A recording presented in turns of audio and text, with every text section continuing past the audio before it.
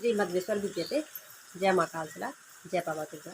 तो कैसे हैं आप सब लोग? आशा करती हूँ आप सभी लोग स्वस्थ होंगे, मस्त होंगे, व्यस्त होंगे और खुश होंगे। खुश रहिए, अपने आप को खुश रखना सबसे बड़ी जिम्मेदारी है। और अभी आज शाम के 5 बज रहे हैं और 5 बजे से ब्लॉग स्टार्ट कर रही हूँ। वैसे ब्लॉग मैंने दूसरे बनाए हैं आज पूरे दिन भर के, लेकिन ये ब्लॉग क्यों बना रही हूँ इस टाइम पे, क्योंकि बाहर सुबह से बारिश ही लगी हुई है और कुछ भी काम करने के लिए नहीं हो रहा है बाहर जाना। और जो भी काम मैंने सुबह तक किया है वो आपको अलग वीडियो में देखने को मिलेगी। तो आज है गढ़वाली भाषा दिवस, 2 सितंबर, यानी गढ़वाली भाषा का दिवस है। पूरे सितंबर के महीने में एक कोई ना कोई भाषा दिवस मनाया जाता है। जैसे कल कुमाऊनी भाषा दिवस था और आज है गढ़वाली भाषा दिवस। तो आप सभी लोगों को गढ़वाली भाषा दिवस की ढेर सारी शुभकामनाएं और बधाई। तो आप लोगों के सामने इसी बात पे आज बात होने वाली है अभी। तो मैंने सोचा क्यों ना आज ही बात कर लूँ। बहुत दिनों से सोच रही थी गढ़वाली भाषा पे वीडियो बनाऊँगी और गढ़वाली में बनाऊँगी। तो गढ़वाली में वीडियो बनाने का कारण ये है कि बहुत से लोग होते हैं, हो सकता है कि मेरी आवाज़ बहुत लोगों तक पहुँच जाए और उनको गढ़वाली समझ में ना आए, इसलिए मैं हिंदी में ही ब्लॉग बना रही हूँ।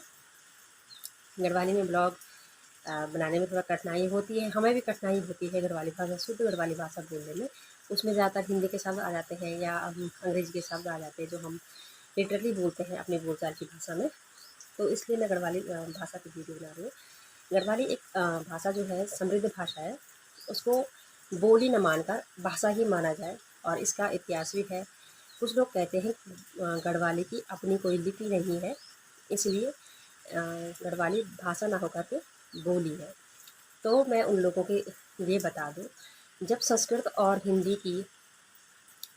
और हिंदी दोनों भाषाएं मानी जाती है और दोनों भाषाओं की लिपि देवनागरी है, तो हिंदी क्या गढ़वाली भाषा की लिपि देवनागरी नहीं हो सकती है? ऐसे ही जबकि गढ़वाली बहुत से लोगों को, यहाँ पे रहने वाले लोगों की जन चेतना की, जनमानस की भाषा है। भाषा को एक संवैधानिक दृष्टिकोण से जब तब देखा जाता है जब वो राजकीय भाषा हो, या कहने का मतलब ये है कि बहुत से लोगों के विचारों के आदान प्रदान का माध्यम बनती है, तो उसको भाषा माना जाता है। तो गढ़वाली भाषा हमारे गढ़वाल क्षेत्र में रहने वाले लोगों की विचारों के आदान प्रदान की भाषा ही है। और इसका जो शब्दकोश है ना, वो हिंदी से भी बृहद शब्दकोश है।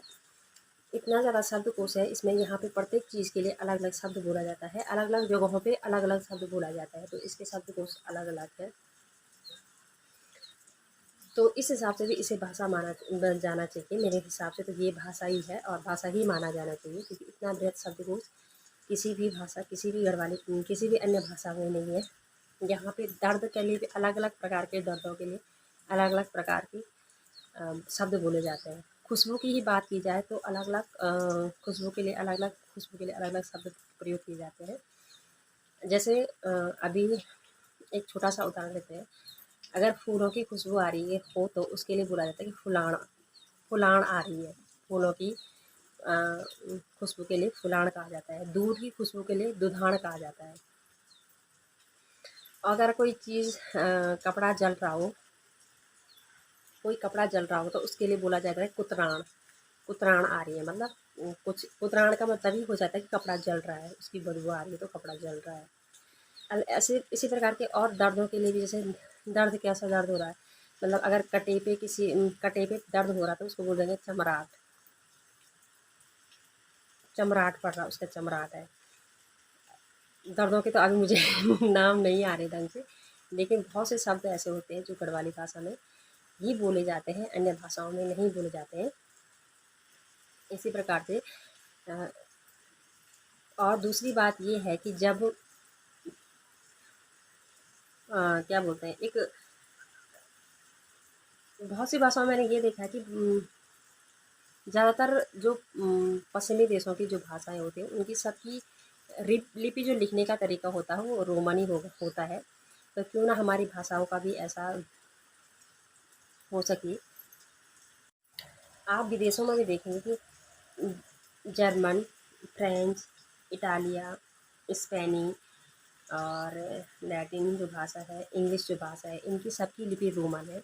तो क्या हमारी हिंदी, संस्कृत और गढ़वाली भाषा की लिपि देवनागरी नहीं हो सकती है?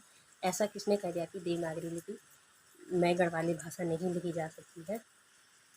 गढ़वाली भाषा का अपना साहित्य है और बहुत विशाल इसका साहित्य है। यहाँ गढ़वाली भाषा में अनेक कथाएँ चलती हैं, अंतः कथा चलती है, लोक कथाएँ गढ़वाली भाषा में चलती हैं। हमारी जो लोक संस्कृति है वो हमारी गढ़वाली भाषा में ही लिखी हुई है।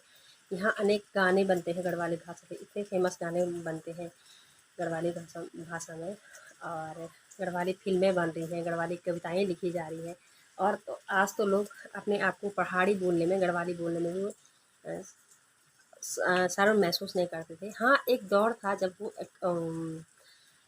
हवा सी चली थी कि लोग अपने आप को गढ़वाली बोलने में शर्म महसूस करते थे, पहाड़ी बोलने में शर्म महसूस करते थे। लेकिन आज तो सोशल मीडिया के इस ज़माने, इस दौर में सारी चीज़ें बदल दी है। तो बाकी जो नेक्स्ट वीडियो है जो गढ़वाली भाषा में विस्तृत रूप से होने वाली है, वो मैं दूसरे दिन बनाऊँगी, क्योंकि मुझे यहाँ पे आज नहीं दूसरी वीडियो भी बनानी है। तो आई होप आपको वीडियो पसंद आई होगी। पसंद आई हो तो लाइक कीजिए, शेयर कीजिए, कमेंट कीजिए, और अगर आप जानते हैं गढ़वाली भाषा के बारे में तो आप भी कमेंट कीजिए मुझे, ताकि मैं और अच्छी वीडियो बना सकूँ।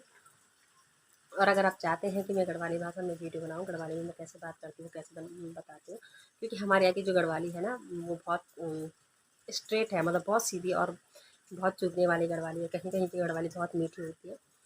तो मैंने सुबह बताया था कि कोस कोस पे बदले पानी, चार कोस पे बानी।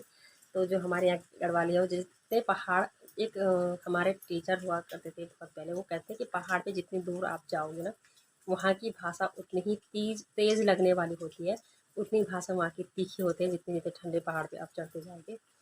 तो हम शायद बहुत हाइट पे रहते हैं यहाँ पे, और इसलिए हमारी भाषा इतनी तीखी है।